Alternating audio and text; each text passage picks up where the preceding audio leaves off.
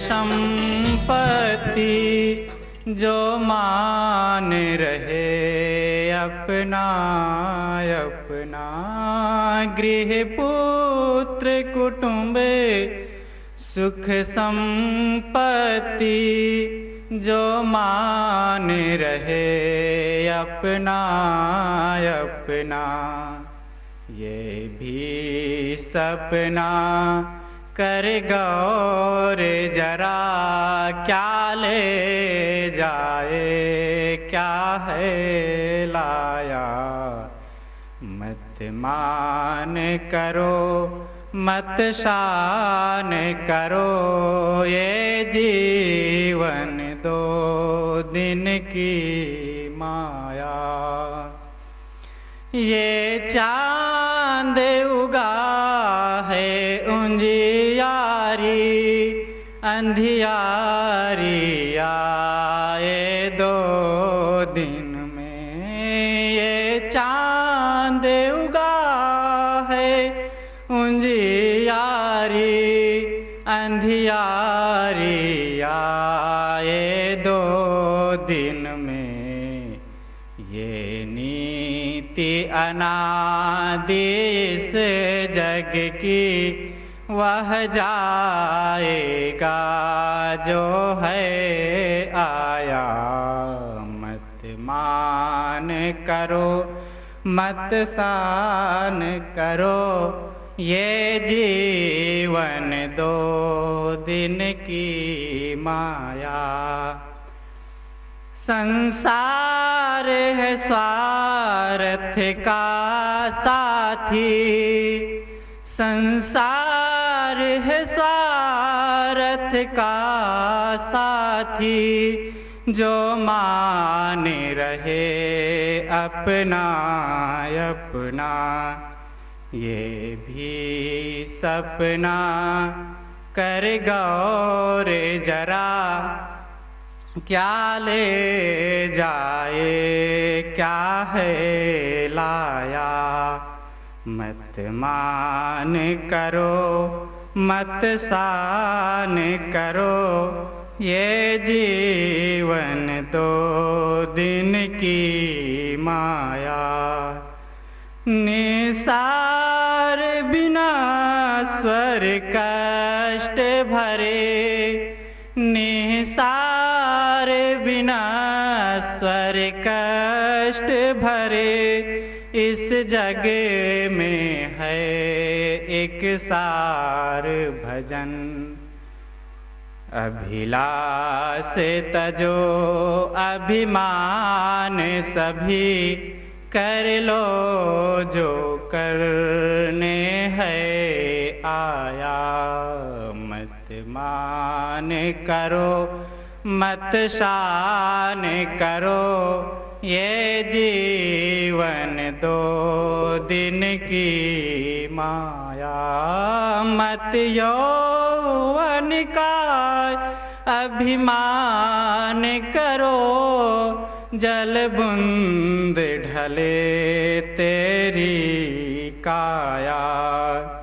ये जीवन है सपना जैसा ये जीवन पानी का फेना।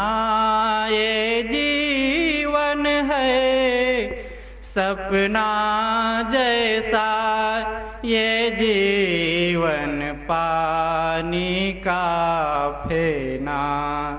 ये जीवन है कड़वों से छड़क ये जीवन जिमी तरु की छाया। मत मान करो मत शान करो ये जीवन दो दिन की माया। मत यौवन का अभिमान करो जल बूंद ढले तेरी काया। मत मान करो मत शान करो ये जीवन दो दिन की माया। बोलिए सद्गुरु देव की जय।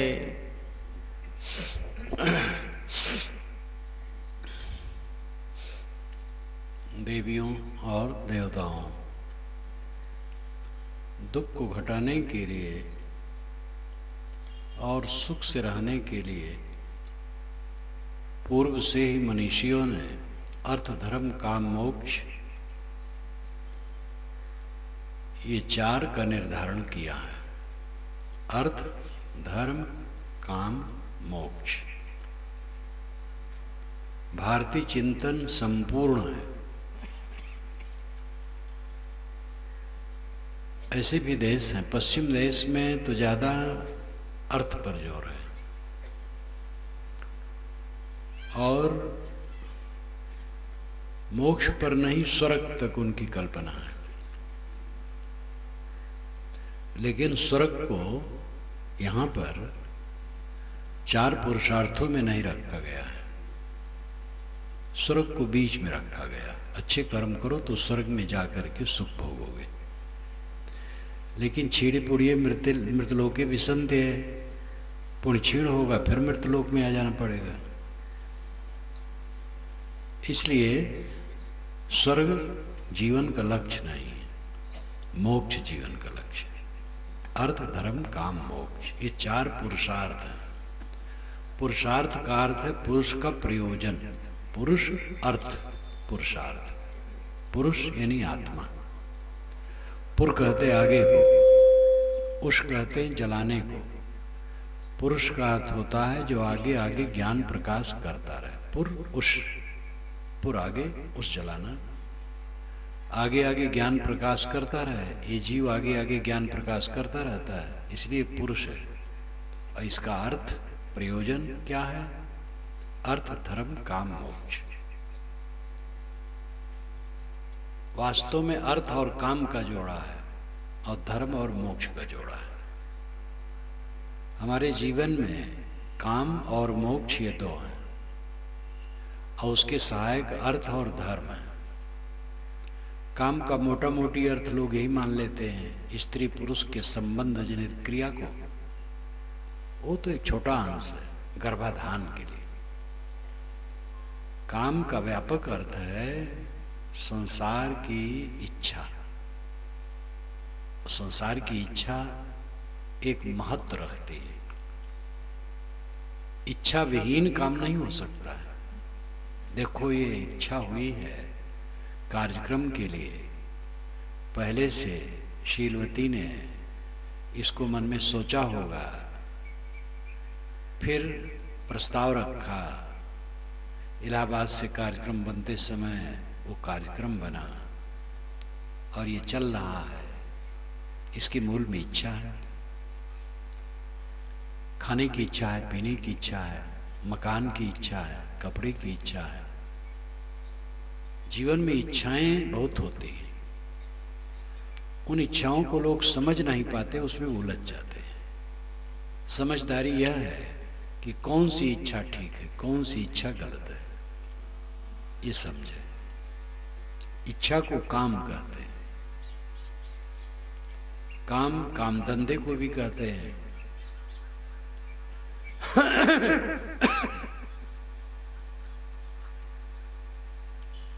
शरीर यात्रा काम से पूर्ण होती है। काम से, इच्छा से संसार की आवश्यकता जो है उसको समझ करके उसका संपादन करने से जीवन यात्रा चलती है। और उसके लिए अर्थ चाहिए। अर्थ नाम धन, इसलिए धनोपार्जन करना चाहिए। धनोपार्जन करना धर्म है, कर्तव्य है। अपने अपने ढंग से लोग धनोपार्जन करें, उससे काम की पूर्ति होगी, सांसारिक इच्छाओं की संपन्नता होगी। खान पान, वस्त्र, आवास और भी जो जीवन का व्यवहार है वो सब संपन्न होगा। लेकिन अगर आदमी धन कमाए और जीवन की क्रियाओं को संपन्न करे, बस इतने ही में रह जाए, तो जानवर से गया बीता है। जानवर यह सब बिना जाने समझे पढ़े गुने कर लेते हैं। सब जानवर पेट के लिए दौड़ धूप करके पेट भर लेते हैं, और सब जानवर प्रजनन कर लेते हैं, बच्चे पैदा कर लेते हैं, उनको पाल लेते हैं, और इन सब यात्राओं में उनको कोई बहुत परेशानी नहीं रहती, और आदमी इन्हीं में डूब जाता है। मानव जीवन की विशेषता है जब धर्म और मोक्ष को भी समझे। अर्थ काम के लिए है, और काम धर्म के लिए है, धर्म मोक्ष के लिए है। अर्थ काम के लिए है, दुनियावी इच्छाओं की पूर्ति के लिए है, और दुनियावी इच्छाओं की पूर्ति किस लिए है? धर्म के लिए है। क्यों कमाते हैं और क्या कमाते हैं? कमाते हैं वो अर्थ है। उसको क्यों कमाते हैं? खाने के लिए। खाना काम है, इच्छा है, आवश्यकता है। खाते क्यों हैं? इसका जीने के लिए। और जीते किस लिए है? इसका पता नहीं। जीना चाहिए धर्म के लिए, और धर्म मोक्ष के लिए है।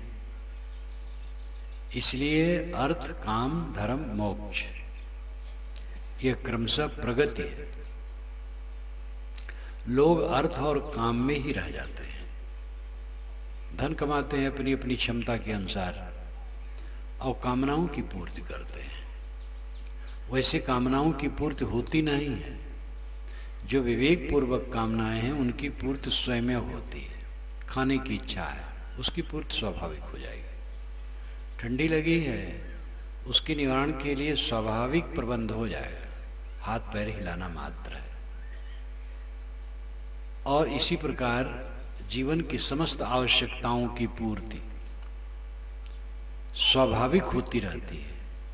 बस अपना कर्तव्य करते रहने की आवश्यकता होती है। धर्म का काम आगे बढ़ाना चाहिए। धर्म क्या है? संयम और शील। अपने पर संयम और दूसरे के लिए शील का बर्ताव। हिंदू धर्म है, इस्लाम धर्म है, जैन धर्म है, बौद्ध धर्म है, ईसाई धर्म है। ये धर्म नहीं, ये समाज है, परंपरा है, संप्रदाय है। धर्म तो एक है। धर्म उसे कहते हैं जो व्यापक हो, सार्वदेशिक और सार्वकालिक हो, सभी देश में सभी काल में जो विद्यमान हो, वो धर्म है। हिंदू समाज की जितनी परिपाटी आजकल चल रही है, ये 1500 वर्षों से, 2000 वर्षों से है। पहले ये सब परिपाटी नहीं थी। हमारे पूर्वजों की जो परिपाटी थी वो आज लुप्त है बहुत दिनों से।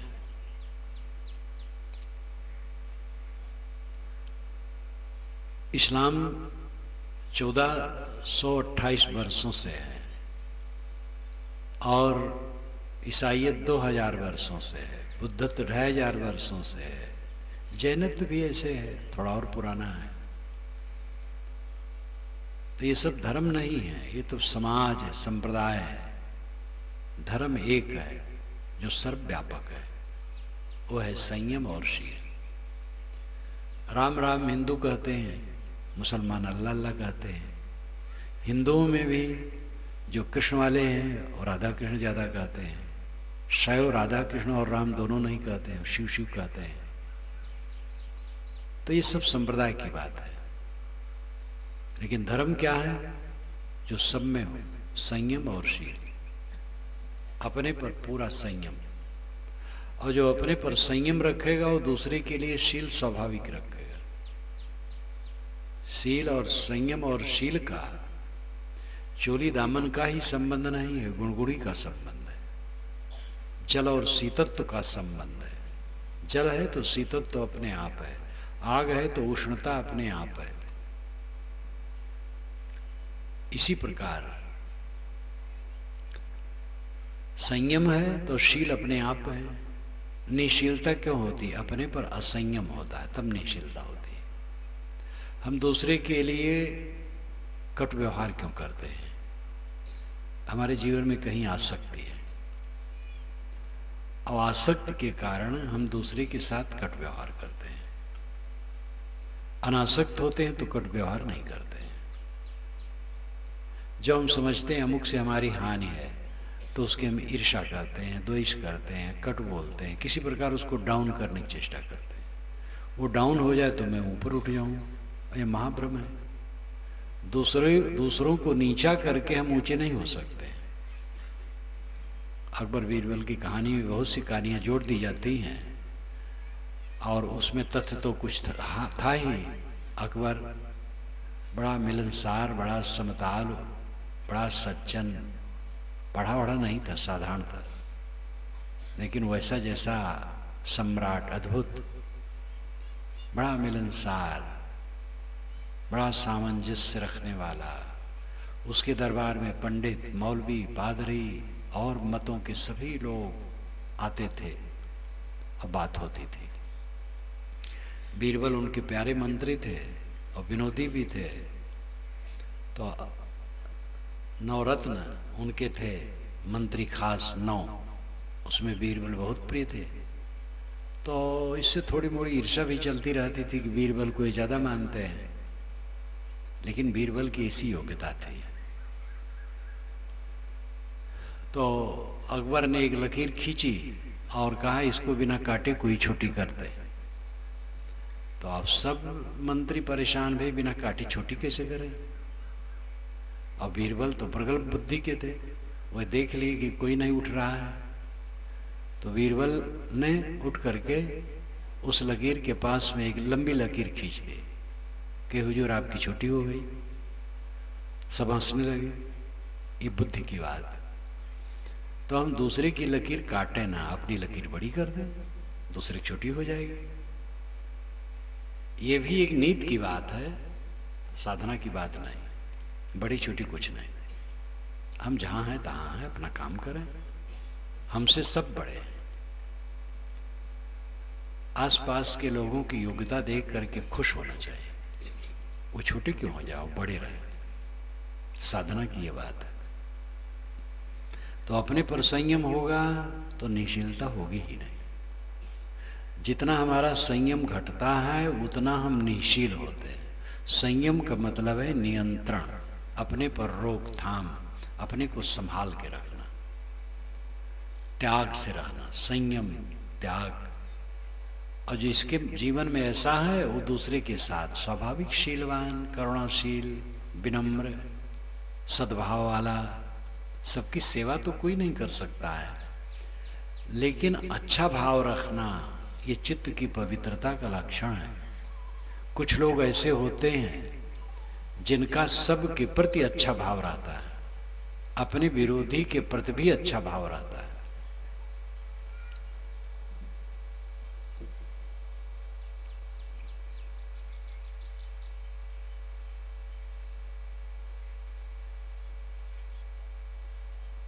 निर्मल मन में गंदगी आई नहीं सकती है।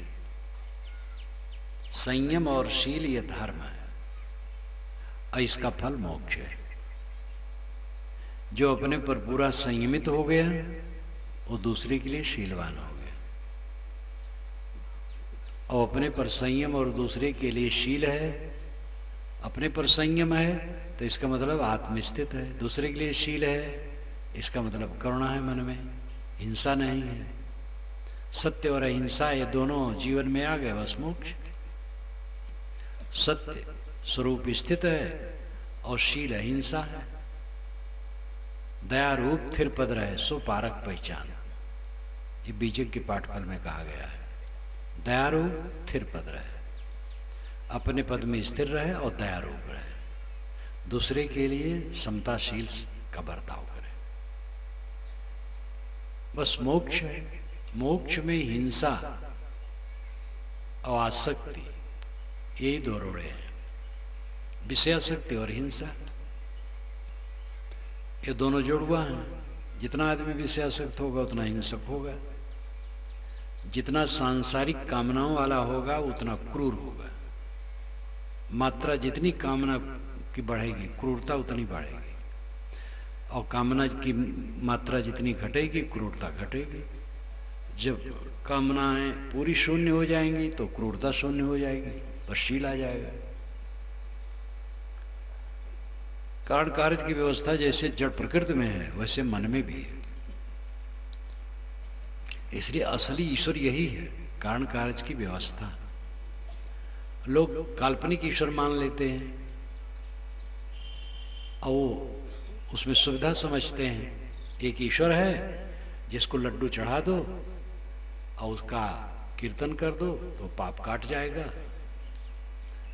और रिद्धि सिद्धि दे देगा। ऐसा ईश्वर कहीं नहीं। ईश्वर है नियम, सर्वत्र नियम है। भोजन ज्यादा करोगे तो पेट खराब होगा, उसका नियम है। बहुत कम करोगे उससे भी स्वास्थ्य कमजोर होगा। संतुलित करोगे तो बढ़िया स्वास्थ्य रहेगा। नियम कंप्यूटर की तरह है। कंप्यूटर में जो डालो वही निकल आएगा। कंप्यूटर बिगड़ सकता है लेकिन ये मन का कंप्यूटर नहीं बिगड़ता है। जैसा करो ऐसा भरो। नियम सर्वत्र व्याप्त है। नियम से पानी बरसता है। प्रकृति के अपने नियम से पानी बरसता है। किसी की प्रार्थना करने से नहीं बरसता है, हवन करने से नहीं बरसता है। हवन और प्रार्थना करने से बरसता है, ये अंधविश्वास है। क्योंकि पानी बरसने के जितने घटक हैं वही जड़ है, उनको कोई ज्ञान नहीं, स्वाभाविक उनमें क्रिया है। आग जलती है, अगर घर में आग लग जाए, कोई प्रार्थना करे हे अग्निदेव आप शांत हो जाओ, तो भोलापन है। आग को कोई ज्ञान नहीं है। पानी डालो, धूल डालो, बुझे। प्रार्थना करोगे और कहीं घी अच्छत डालो, क्योंकि हवन कर दो, अग्नि देवता को संतुष्ट कर दो तो और असंतुष्ट हो जाएंगे और जलेगा। बाढ़ आवे तो अपना बुरिया बिस्तर लेकर के भागो, और बुरिया बिस्तर न ले पाओ तो जान बचा के भागो। और अगर वरुण देवता की प्रार्थना करने में डट जाओ तो बह जाओगे। जोर से आंधी आवे, आप घर के बाहर हो, तूफान आ गया, तो पवन देवता की आराधना न करो और हनुमान जी को न पुकारो कि हनुमान जी अपने पिता को जरा संभालो।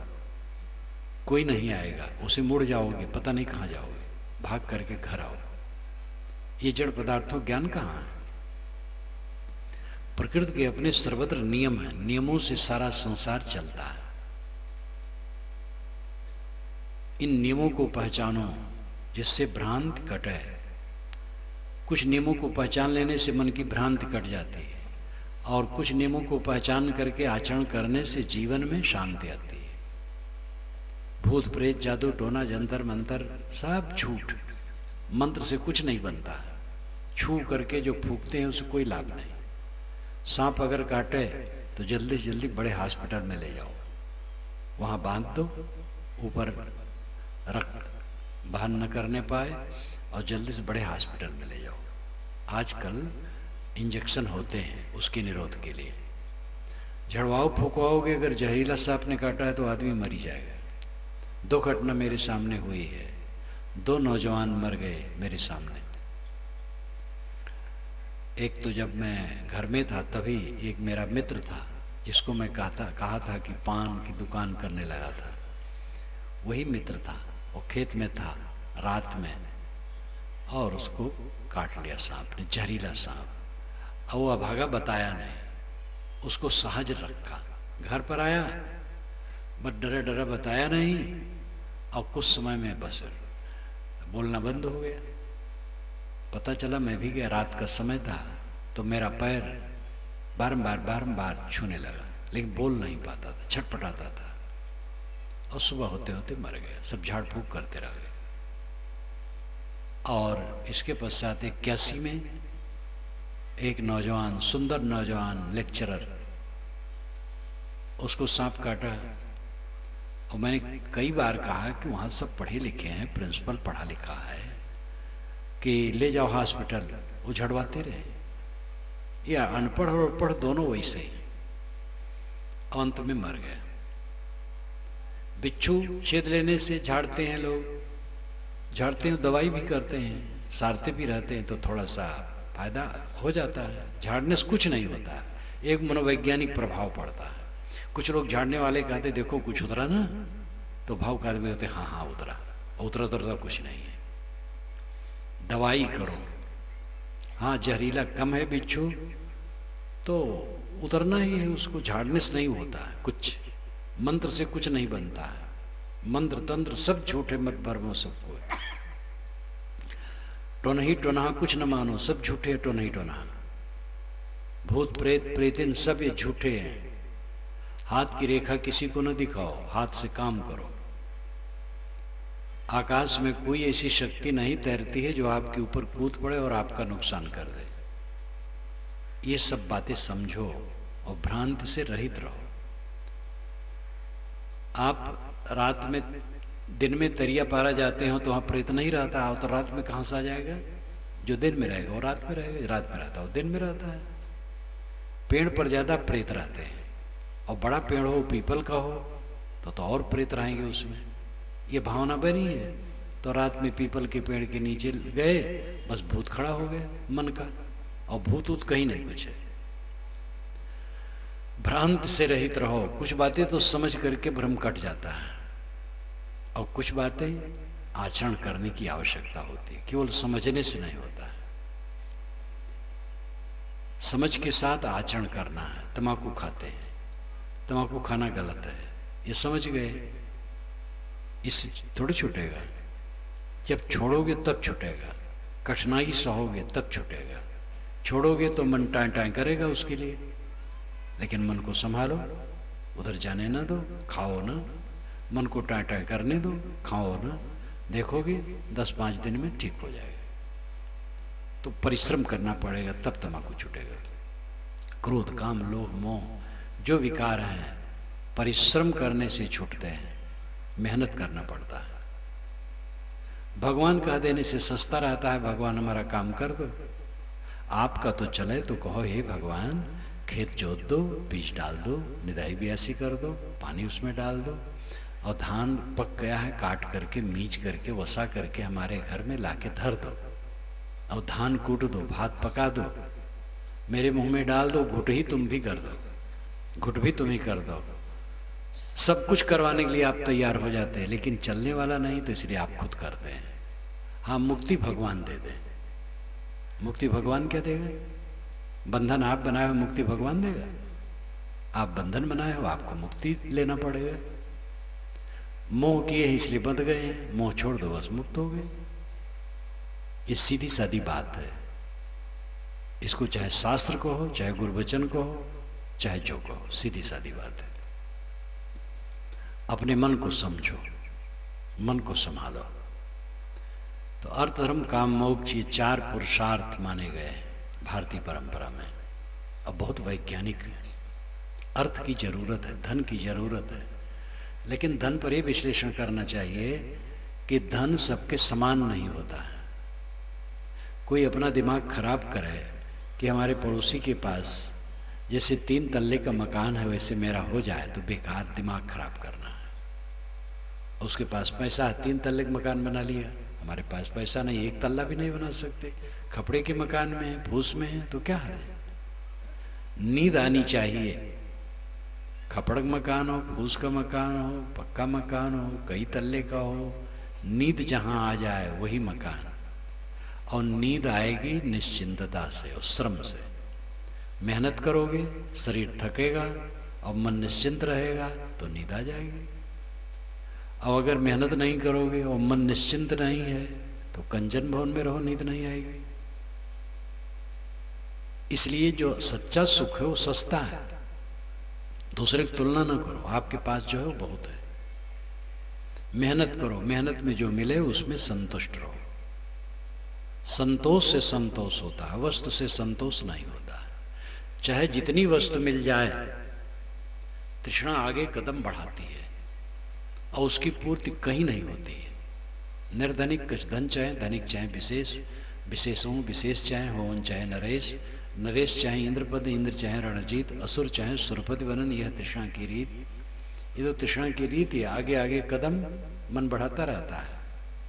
वो कहानी एक केवट और केवटिन का नदी के तट पर रहते थे। केवट निषाद नौका चलाते थे, मछली उछली मार लेते थे, यही सब उनका काम था।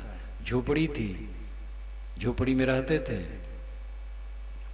कहते हैं वरुण देवता पानी के देवता हैं, ये पुराण के अनुसार है। वेद के अनुसार वरुण देवता नैतिकता के देवता है। ये मैंने वेद क्या कहते में लिखा है। तो वरुण देवता पानी के देवता, वो घूम रहे थे नदी के किनारे, इतने में केवट मिल गया। तो उन्होंने कहा केवट सुन, तूने मेरी बहुत सेवा की है, कोई वर मांगना हो मांग ले। के हुजूर वर क्या मांगू, खान पान तो चलता है, जरा ये बरसात में बाढ़ आ जाती है पूर, तो हमारी मड़िया बह जाती, मिट्टी की दीवार बह जाती है, तो फिर से मिट्टी की दीवार उठाना पड़ता है, छपरा छाना पड़ता है।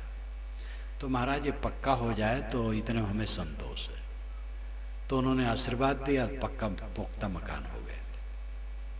उसकी पत्नी गई थी कंडा बीनने खेत में, कंडा बीन के आई तो कहा मकान हमारा कहाँ गया, किसका मकान है? तो बताया। तो उसने कहा तुम बड़े बेवकूफ आदमी हो, मकान मांगना था तो किला मांगना था। मांगने से जब मिल जाता है तो कहना चाहिए किला मिल जाए। तो गया, उसने कहा महाराज हमारी पत्नी कहती है कि हमारा मकान किला हो जाए। तो किला हो गया, 1-2 किलोमीटर में लंबा चौड़ा प्रकोटा, बड़े बड़े भवन अंदर। तो उसकी पत्नी ने कहा बतलाओ किला किसके होता? कहे राजा के। कहे राज भी मांगा कि नहीं? कहे राज तो नहीं मांगा। तब कहे मैं तुम्हें एक एक बात क्या समझाऊं, जाओ राज मांगो। तो गया और कहा महाराज राज भी चाहिए। पत्नी कहती किला मिल गया तो अब राज चाहिए। दौड़ ने कहा अच्छा भाई मैं तेरे को राज देता हूं, छत्तीसगढ़ का राज, अब तो देखो चुनाव आने ही वाला है, तुम्हें मैं दे देता हूं। तो क्योटिन ने कहा ये बताओ मेरे ऊपर मनमोहन सिंह बैठे रहे, पूरा भारत का राज्य हमारा होना चाहिए। तो गया, कहा, उन्होंने कहा जाओ भाई पूरा भारत का राज्य। फिर उसने कहा देखो ठीक नहीं हुआ, चीन कभी आंख दिखाता, कभी पाकिस्तान आंख दिखाता है, जाकर के कहो पूरे भूमंडल पर हमारा राज्य हो। तो कहा उसने, तो वरुण ने कहा जा भाई पूरे भूमंडल पर तेरा राज्य हो। पूरे भूमंडल की वो रानी बन गई। उसने अपने पद से कहा लेकिन बात अभी जमी नहीं, जैसा मैं चाहती हूं वैसा सब कुछ हो। मैं किसी स्त्री को पुरुष बना दूं, पुरुष को स्त्री बना दूं, काले को गोरा, गोरे को काला बना दूं, जब चाहूं पानी बरसे, जब चाहूं न बरसे, मैं जो चाहूं वही होने लगे। जाओ वरुण से मांगो। वो गया, वरुण ने कहा अब तुम कायदे के विरुद्ध जा रहे, चलो वही झोपड़ी में रहो। तो झोपड़ी दे दी, सब ले लिया। ये काल्पनिक कहानी, कहानियां तो सब काल्पनिक हुआ करते हैं, बात को समझाने के लिए है। वास्तव में अपनी झोपड़ी में वो लेटा था और मन ही मन में कल्पना कर रहा था मेरी झोपड़ी पक्की हो गई, भवन हो गया, किला हो गया, राज्य हो गया, विश्व का राज्य हो गया, जो चाहता हूं वही हो रहा है। आंखें खोली तो वही झोपड़ी। ये तृष्णा का स्वरूप है। तृष्णा सदैव आगे कदम रखती है और हर क्षेत्र में तृष्णा आ जाती है। प्रचारकों में तृष्णा आ जाती है कि मैं दुनिया भर में प्रचार कर दूं, सबको बदल दूं, सब कौवा को हंस बना दूं। ये कहीं संभव हुआ है? ये भी एक पागलपन है। कहीं भी तृष्णा आती है, जो तृष्णा पर सावधान रहता है उसको शांति मिलती है। तृष्णा का क्षय ही मोक्ष है। तो अर्थ में जो प्राप्त हो, मेहनत में आपको जो अर्थ प्राप्त हो वो बहुत है। ये सा जब भाव रखोगे तब सुखी रहोगे।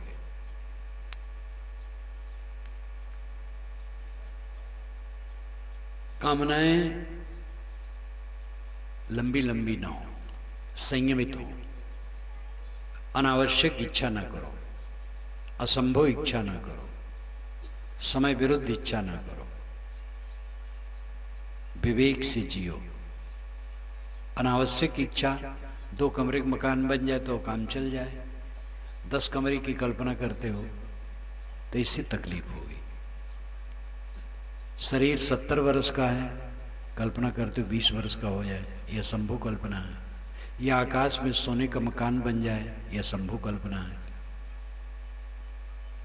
समय की विरुद्ध कल्पना, जो साल भर की बात करना, आज ही से कल्पना कर करके चित्त खराब करना।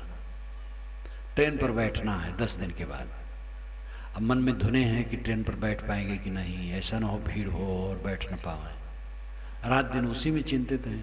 ये बेसमझ की बात है।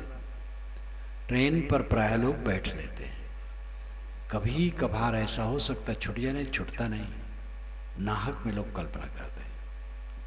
इसलिए निरर्थक कल्पना न करो, अनावश्यक कल्पना न करो, जिसकी आवश्यकता नहीं उसकी कल्पना न करो, और असंभव कल्पना न करो, समय विरुद्ध कल्पना न करो। संयम से अपनी इच्छा को संयमित रखो। जो अपनी इच्छा पर रोक लगाना जानता है और प्राप्त अर्थ में संतुष्ट रहना जानता है, उसके अर्थ और काम दोनों संपन्न है।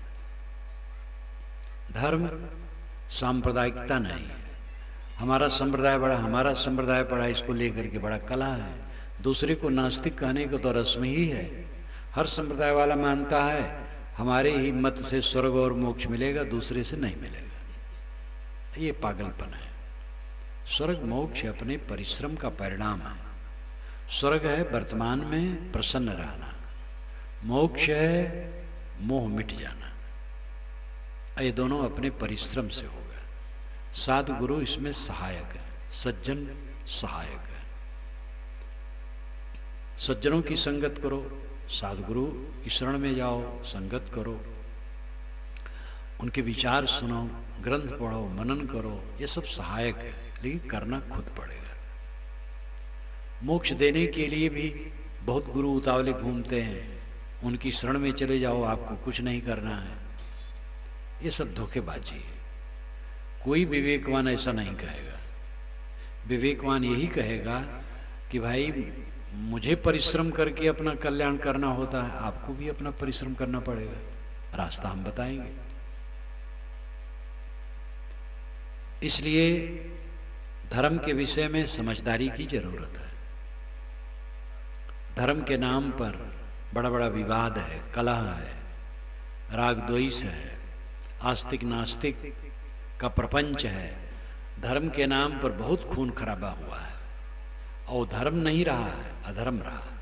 धर्म का नाम केवल रहा है। धर्म में तो प्रेम है, करुणा है, अहिंसा है, शील है। धर्म में कहीं उत्पात होता है? धर्म का नाम ले करके राजनेता लोग भी समाज को गुमराह करते हैं।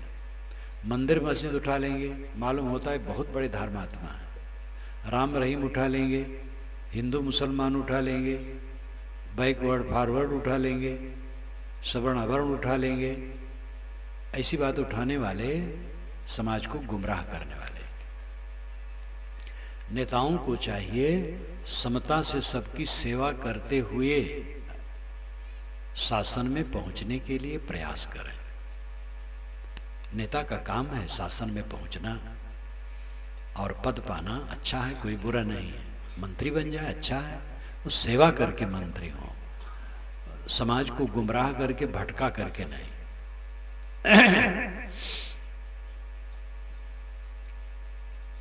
धर्म संयम और शील है। भिन्न भिन्न संप्रदाय होते हैं, उनके कुछ नियम होते हैं, और उन नियमों के अनुसार चलना उनका कर्तव्य है, और दूसरे के नियमों का आदर करना कर्तव्य है। जैसे हम राम राम कहते हैं तो राम राम कहें, जो शिव शिव कहता है उसका हम आदर करें। उससे हम मजबूर से करें कि तुम भी शिव शिव राम राम कहो, ये तो गलत बात है। अपने पंथ संप्रदाय के नियमों का आप पालन करें और दूसरे के पंथ संप्रदाय के नियमों को आदर दें। ये सभी संप्रदायों का काम है। और धर्म का तत्व व्यापक है, वो लौकिक मर्यादा के अंदर नहीं है, वो पाठ पूजा के अंदर नहीं है, वो नाम रूप के अंदर नहीं है। ये तो आलबाल है उसका।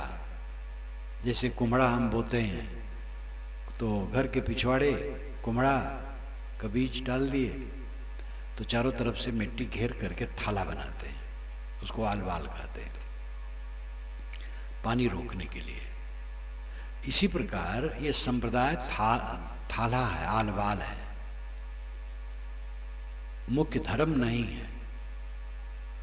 जमीन वही है, मेड़े और सड़कें बनती और मिटती हैं, धर्म वही सब जगह रहता है, संप्रदाय बनते मिटते रहते हैं। अनेक नामों की कल्पना, अनेक पूजा पद्धतियां हैं, अनेक मान्यताएं हैं, ये सब मनुष्य के मन के खिलौने हैं। सारे देवता और देवी मनुष्य ने बनाया है, सारे ईश्वरों का सृजन मनुष्य ने किया है। अपने अपने ढंग से ईश्वर मान लिए, अपने अपने ढंग से देवी देवता मान लिए, और कलह करते हमारा ईश्वर बड़ा, हमारा देवता बड़ा। असली देवी देवता तो ये प्राणी है, सब घट में बैठा हुआ ईश्वर है, यही वास्तविकता है। कबीर साहब इसी की हिमायती है और यही वास्तविकता भी है। तो धर्म के तत्व को समझे, अपने पर संयम और दूसरे के लिए शील का बर्ताव करें, और इतने में सब धर्म आ जाएगा। मोक्ष इसी का फल है।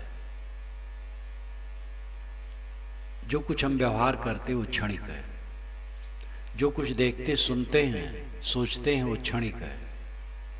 देखना सुनना सोचना जहां बंद होता है वहां परमार्थ है, वो समाधि है, ध्यान है। ध्यान के रूप अनेक हैं, लेकिन मुख्य दो है, एक है सविकल्प, दूसरा है निर्विकल्प। सविकल्प कल्पना सहित, निर्विकल्प कल्पना रहित। योग दर्शन की शैली अलग है, यह शैली मैं सार्वभौमिक रूप से कहता हूं। तो निर्विकल्प सविकल्प, सविकल्प यानी कल्पना के सहित ध्यान, गुरु का ध्यान करते हैं, किसी संत का ध्यान करते हैं, सविकल्प ध्यान है। ज्योति का, नाद का, बिंदु का, शब्द का ध्यान करते हैं, इसको योग दर्शन में संप्रज्ञात कहा जाता है, जाना हुआ। जब हम गुरु का ध्यान करते हैं तो गुरु का चित्र हम जानते हैं, ज्योति का ध्यान करते हैं तो ज्योति को हम देखते हैं और उसको जानते हैं, शब्द का ध्यान करते हैं तो शब्द को हम जानते हैं। इसको संप्रज्ञात कहते हैं योग दर्शन में। मन को ठहराने का एक खूंटा गाड़ना, ये आरंभिक ध्यान है। चाहे किसी महापुरुष का चित्र, चाहे शब्द, चाहे नाद, चाहे बिंदु, चाहे ज्योति, किसी में मन को ठहराने की प्रक्रिया, ये आरंभिक साधना है। अंतिम साधना है संकल्पों का त्याग, कुछ न सोचना। संकल्प शून्य हो गया, निर्विकल्प हो गया, ये अंतिम समाधि है। लेकिन ये उच्चतम है, ये तत्काल नहीं होता है। साधना करते करते कभी कभी ये थोड़ा थोड़ा होता है, और जब साधना पूरी हो जाती है तब तो ऐसी अवस्था आ जाती है कि साधक बैठता है जब तक चाहे निर्विकल्प शांत सुबस मन। इसी को कहते मन पूरा सुबस हो जाना। मन को पकड़ लीजिए भाई, मन को पकड़ लीजिए साधो। ये काल्पनिक नहीं है, सच्चाई है। लेकिन आदमी तो एक क्षण भी उसका मन स्थिर नहीं होता, इस चीज को समझे भी क्या, काम ही नहीं करता है। इसलिए शुरुआत करो, ध्यान करना सब शुरू करो, ध्यान करो। ध्यान क्या है नाम की पुस्तक एक मेरी छोटी सी है, उसको रखो और 50 बार उसको पढ़ डालो, तो आपको श्रद्धा जमेगी ध्यान में। और ध्यान की तैयारी के लिए उसमें बातें बताई गई। जितना भी अध्ययन से ही आपके जीवन में परिवर्तन आएगा, क्योंकि वैसा मन बनेगा। तो कुछ खान पान में संयम करोगे। जब आप धान का बीज डालते हैं तो ऐसे नहीं डाल देते हैं। जहां हम लोग बैठे हैं धान बो दिया जाए तो कुछ होगा? कुछ नहीं होगा। उसके लिए खेत बनाया जाता है, उर्वरा शक्ति उसमें आती है, योग्यता होती है, समय होता है, तब बीज डाला जाता है, तब वो अंकुरित होते हैं, तो बढ़ते हैं और फलते फूलते हैं।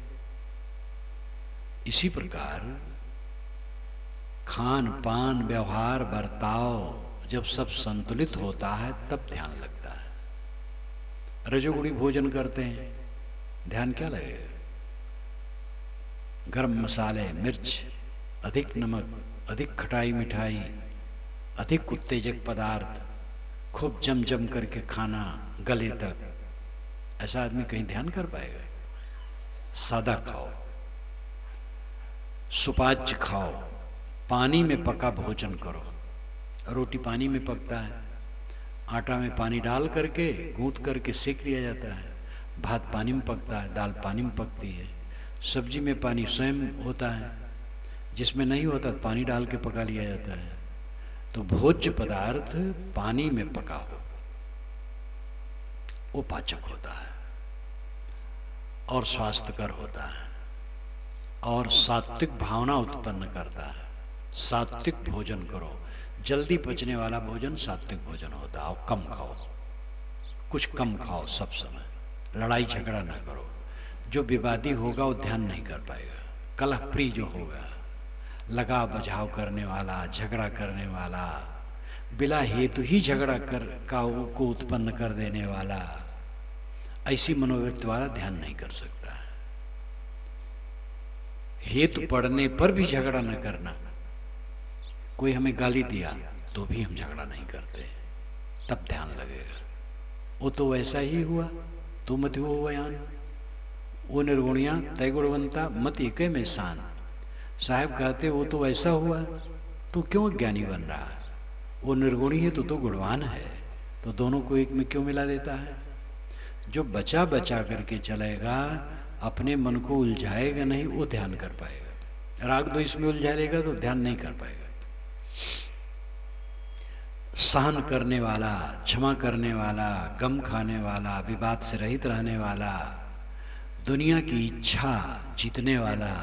बहुत बड़ी लंबी लंबी इच्छा रखोगे तो ध्यान नहीं कर पाओगे। दुनिया की उपलब्धि की बड़ी कामना है तो ध्यान में नहीं प्रवेश होगा। ध्यान में वो प्रवेश करेगा कि अपने जीवन का सहज व्यवहार करता है। खान पान मिल गया बस बहुत है, कोई लालसा नहीं है दुनिया के चाकचिक का, तब वो ध्यान में प्रवेश करेगा। और दुनिया की बहुत बहुत लालसाएं जो रखेगा वो क्या ध्यान में प्रवेश करेगा? कुछ छोड़ने से तब कुछ मिलता है। बाहर की सारी चीजों को बटोर करके तो आप ध्यान में जाना चाहते हो। अगर ध्यान में जाना चाहो तो दुनिया की लालसाओं को घटाओ, संयमित भोजन करो, विवाद से रहित रहो, कलह न करो, कोई ऊंच नीच कह दे उसको सह लो, समता रखो। तब मानसिक भूमिका ऐसी बनेगी कि बैठोगे तो थोड़ा वो स्थिर होगा। जब अपने मन को स्वयं उद्गारे हो, दुनिया की तमाम लालसाएं हैं, सांप की तरह मन फनफनाता है, तनिक तनिक बात में भड़क भड़क करके क्रोध और कटुवचन कहते हो, लोभ मोह रखते हो, तो ध्यान में कैसे जाओगे? इसलिए ध्यान में पहुंचने के लिए उसकी भूमिका बनाना है। खान पान व्यवहार बर्ताव वाणी विचार सब में संतुलन समता समरसता जो रखेगा वो ध्यान में प्रवेश करेगा। और फिर अभ्यास, रोज बैठो अकेले में, शुरू करो अभ्यास। किसी संत गुरु किसी महापुरुष में आपको अधिक श्रद्धा, उन्हीं के चित्र मन में लेकर के करो ध्यान, कोई बात नहीं। आंखें बंद करो, बंद आंखों में अंधकार प्रकाश ज्योति जो दिखाई दे उसी में मन को ठहराओ। कुछ लोग शब्द सुनते हैं कान बंद करके, उसी में मन ठहराओ। सांस पर मन ठहराओ, सांस अपने आप आती जाती है, उसी पर मन ठहराओ। एक बिंदु की कल्पना कर ली, उसी में मन ठहराते हैं। कहीं कोई खूंटा गाड़ो और उसमें मन बांधो, ये आरंभिक साधना। जब ये दीर्घ काल तक चलता है तब दृष्टा अभ्यास की शक्ति आती है। और इसके साथ अध्ययन मनन करो, संसार की नश्वरता को देखो। संसार की नश्वरता को देखोगे तो मन में वैराग बढ़ेगा। वैराग का मतलब घर छोड़ना और कपड़ा बदलना नहीं है। वैराग का मतलब है चित्त विषयों से अनासक्त होना। तो जितना चित्त अनासक्त होगा और अभ्यास बढ़ेगा उतना ध्यान लगेगा। जब इस प्रकार प्रगति होगी तब दृष्टा अभ्यास करना चाहिए, देखने का अभ्यास। जैसे नदी के किनारे आदमी बैठा है, नदी की तरंगे आती और जाती है, वो देखता है, उसमें बहता नहीं।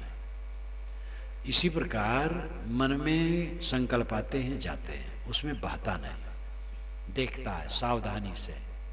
ख्याल आया, गुरु पहुंच गए, बाजार में कपड़ा खरीद रहे हैं,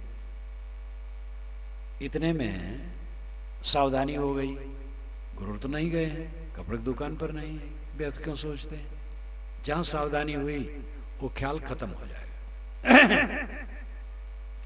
इस प्रकार हर समय जब ध्यान में बैठे केवल मन को देखे, उसमें बहे नहीं, संकल्पों को छोड़ता जाए छोड़ता जाए छोड़ता जाए। ये धारा जब निरंतर चलती है अभ्यास की समय समय से, तब शक्ति बढ़ जाती है। इसलिए साधक जब चाहता है तब मन का दृष्टा हो जाता है, और तब मन की तरंगे कटने लगती है और सरल हो जाता है चित्त, हल्का हो जाता है, चिंताएं मिटती हैं, दुख मिटता है। मन में तमाम कल्पना करके ही तो लोग चिंतित होते, बिला सिर पैर की बात दिमाग में उठा ली और सोचते चले जा रहे हैं। 10 बरस पुरानी घटना, 50 बरस पुरानी घटना, 100 बरस का आदमी 90 बरस पुरानी घटना याद करके उसी में पच रहा है। ऐसी ऐसी घटना में लोग घंटों घंटों सोचते रहते हैं, जिसका पूरा दृश्य लुप्त है। जिन मनुष्यों के संबंध में वो घटना घटी थी, वो सब मनुष्य मर गए और कुछ नहीं, और उसको ले करके नया ताजा की तरह करके दिमाग बोझिल बना है। ये सब मन का पागलपन है। हर मनुष्य में पागलपन है, अपने पागलपन को समझता वही पागलपन को घटाता है। तो साक्षी भाव, दृष्टा भाव में इस प्रकार वर्तमान करते करते मन काफी सुबस होता है, और जब पूर्ण अनासक्त चित्त में हो जाती है चारों तरफ से और अभ्यास बढ़ जाता है, तब साधक जब चाहता है संकल्पहीन होकर बैठ जाता है। बैठे रहे, लेटे रहे, चलते चलते तो संकल्पहीन कोई नहीं हो सकता है, काम करते करते नहीं हो सकता, विकार रहित रह सकता है। संकल्पहीन होने के लिए स्थिर होना चाहिए। वो बैठे बैठे भी, लेटे लेटे भी हो सकता है, नींद ना आनी चाहिए, बस संकल्पहीन हो जाएगा, मन को आज्ञा दे देगा शांत हो जाओ, शांत हो जाएगा, कुछ नहीं सोचेगा। ये शक्ति साधक में आ जाती है। इसको निर्विकल्प समाधि कहते हैं, कल्पना शून्य अवस्था। और ये मोक्ष की वानगी है। देह जब छूट जाएगी, जीव विदेह हो जाएगा, तो उसके लिए संसार शून्य हो जाएगा। देह में रहते रहते उसका संसार शून्य हो जाता है जब वो कल्पनातीत अवस्था में पहुंच जाता है। इसी को निर्विकल्प समाधि और असंप्रज्ञात समाधि कहते हैं।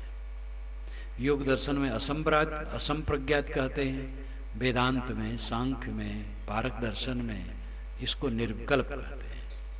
कल्पना शून्य, कुछ न सोचना, कुछ न सोचना ही ध्यान है। लेकिन ये बहुत ध्यान की यात्रा करते और साधना की यात्रा करते करते तब ये घटना घटती है। ये सब भी काम करो।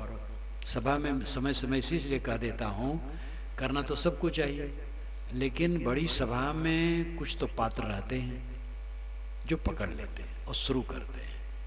इसलिए आम सभा में मैं इसको कहता रहता हूं। मैं भी कहीं सुना तो समझा और करना शुरू किया। तो पात्रता जिसमें होती वो पकड़ लेता है। सब में पात्रता नहीं होती उतनी। पानी सर्वत्र बरसता है, टिकता है वहां जहां गहराई होती है। इसी प्रकार जिसमें पात्रता होती है वो पकड़ लेता है। तो सब ध्यान में लगो, रोज सुबह शाम बैठो, ध्यान करो। स्त्री हो, पुरुष हो, गृहस्थ हो, विरक्त हो।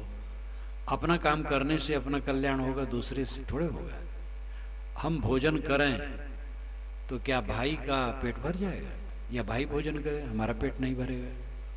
अपना भोजन करने से भूख जाएगी, स्वयं पानी पीने से प्यास जाएगी। ऐसे स्वयं साधना करने से हमारा मानसिक दुख दूर होगा और शांति मिलेगी। तो अर्थ धर्म काम मोक्ष, ये चार पुरुषार्थ दुख दूर करने के लिए और परम शांति आनंद प्राप्त करने के लिए भारत के मनीषियों ने सोचा, इसका निर्धारण किया, प्रचार किया और अपने अपने ढंग से भिन्न शब्द कहते हुए भी इनका उपयोग लोगों ने किया, साधकों ने किया। अर्थ की जरूरत है क्योंकि दुनिया का काम धाम उसी से चलता है, इसलिए मेहनत करे आदमी और जितना प्राप्त हो संतोष रखे और उसी के अनुसार खर्च करने का अपना एस्टिमेट रखे। धर्म, संयम और शील का बर्ताव करे जिससे मन निर्मल होके एकाग्र हो सके और मोक्ष का लाभ ले सके। मोक्ष इसी जीवन में है। सदगुरु ने कहा है, जियत न तरो मुए का तरियो, जियते जो न तरे। जो जीते जीते नहीं तरा मरने में क्या तरेगा? जीते जीते तर जाओ। जीते जीते शोक मोह से मुक्त रहना मोक्ष है। इस प्रकार अर्धधर्म का मोक्ष का विवेक पूर्वक संपादन करें और अपना कल्याण करें। मैं अपनी वाणी को विराम देता हूँ। गुरुदेव की जय।